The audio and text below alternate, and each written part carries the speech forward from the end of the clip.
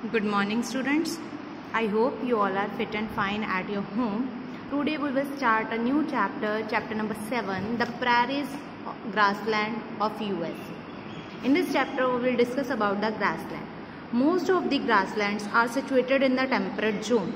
More than 1/5 of the earth land surface is covered with the grassland. वो बोल रहा है कि ग्रासलैंड का जो मोस्टली एरिया है वो टेम्परेट जोन में सिचुएटेड है, तो लैंड का 1/5 एरिया जो है वो कवर्ड है ग्रासलैंड से. As you have read earlier, the temperate zone lies between 23.5 degree north and 66.5 degree north in the northern hemisphere and between 23.5 degree south and 66.5 degree south in southern hemisphere. कहता है जैसा कि आपने पहले पढ़ा ही है कि टेम्परेट जोन का जो एरिया है वो 23.5 डिग्री नॉर्थ और 66.5 डिग्री नॉर्थ हेमिस्फीयर में है, 20.5 degree south and 66.5 degree south in southern hemisphere के कॉन्टिनेंट्स में है. In the various continent the grassland is known by the different name. कहता है अलग अलग कॉन्टिनेंट्स में ग्रासलैंड को अलग अलग नेम से जाना जाता है. Steps in Russia, Veld in the South Africa, the Pampas in the South America, the prairies in the North America, the Down in Australia and Savannah in Central Africa. Russia में steppe के नाम से जाना जाता है, south Africa में weld के नाम से जाना जाता है, साउथ अमेरिका में पैम्पस के नाम से जाना जाता है, नॉर्थ अमेरिका में प्रेरीज के नाम से जाना जाता है, ऑस्ट्रेलिया में डाउन के नाम से जाना जाता है एंड सेंट्रल अफ्रीका में सावना के नाम से जाना जाता है. Clear? See in the picture. All the grasslands और prairies are covered with the tall grasses. कहता है सभी grasslands और prairies बड़े बड़े grasses से cover हैं. There are no trees on the land. Land पे कोई भी trees नहीं होते. This is situated in the central part of the North America. ये North America के central part में situated करता है. The land is either a flat और hilly. जो land है वो flat होती है या फिर hilly होती है. Our next topic is climate and vegetation. Mostly the prairies are located away from the oceans.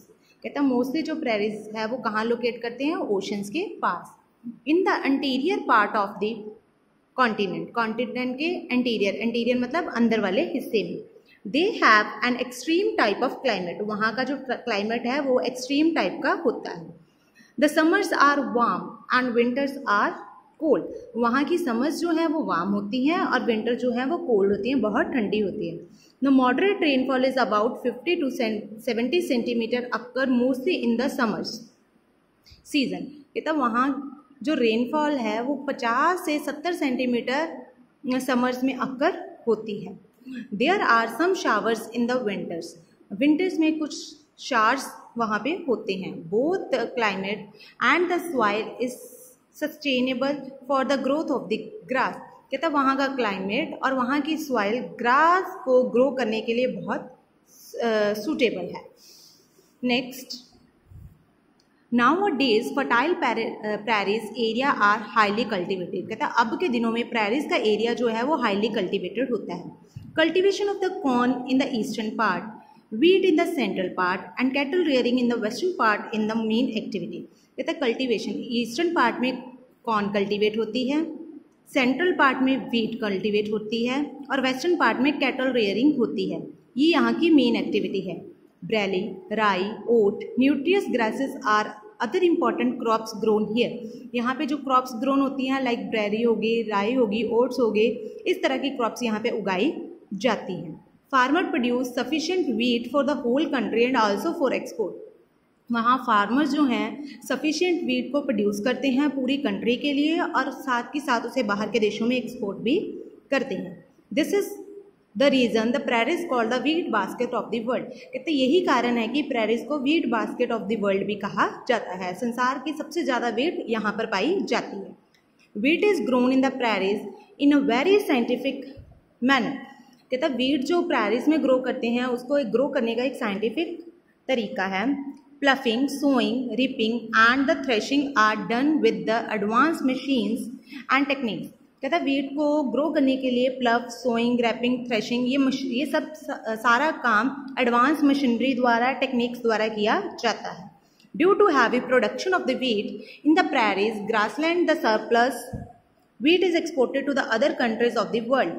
कहता हैवी प्रोडक्शन होने की, वेट की हैवी प्रोडक्शन prairies ग्रासलैंड में होने की वजह से जो सरप्लस वीट हमारे पास बच जाती है उसे हम कंट्री के दूसरे हिस्सों में एक्सपोर्ट करते हैं। Next, the Mississippi and the Missouri river along with the tributaries flow through the prairies. कहता है मिसिसिपी और मंसूरी रिवर जो हैं वो यहाँ पर प्रैरीज में फ्लो करती हैं। Water for irrigation provided by reverse. कहता है यहाँ पर जो वाटर है वो इरिगेशन के लिए रिवर से लिया जाता है। Next topic is wild life. Prairies grassland is noticeable for a number of large grazing animal. Prairies grassland में लार्ज नंबर ऑफ एनिमल्स जो हैं वो ग्रेज करते हैं। With the interference of the man most of the animals were killed for meat. कहता है human की interference की वजह से जो मोस्ट एनिमल्स हैं वो मीट के लिए एनिमल्स ने अपनी ज़रूरतों के लिए उन्हें किल किया है। They also perished since the natural home the grassland were snatched away for the cultivation. कहता है ह्यूमन्स की इंटरफियरेंस की वजह से ग्रासलैंड को स्नैच किया गया, कल्टिवेशन के लिए स्नैच किया गया। Deer, horse, dogs, wolf, rabbit are the main wild animal. यहाँ के मेन वाइल्ड एनिमल्स क्या हैं? डियर हो गए, हॉर्स हो गए, डॉग्स हो गए, यहाँ के मेन वाइल्ड एनिमल्स हैं। Many birds are also found here. यहाँ पे कई तरह के बर्ड्स भी पाए जाते हैं। The most common praying birds are eagle, falcon and hawk. यहाँ के मोस्ट कॉमन वर्ड्स कौन कौन के हैं? ईगल, फैल्कन और hawk. The reptiles exceptionally the rattles, snakes, bull snakes are found in the large number. यहाँ पर रेप्टाइल्स भी कई तरह के पाए जाते हैं। स्नेक्स हो गए, बुल स्नेक्स हो गए, रैटल्स हो गए, ये सारे एनिमल बर्ड्स रेप्टाइल्स जो हैं यहाँ पे प्रैरीज में पाए जाते हैं। Clear to all? Next topic is mineral and industry.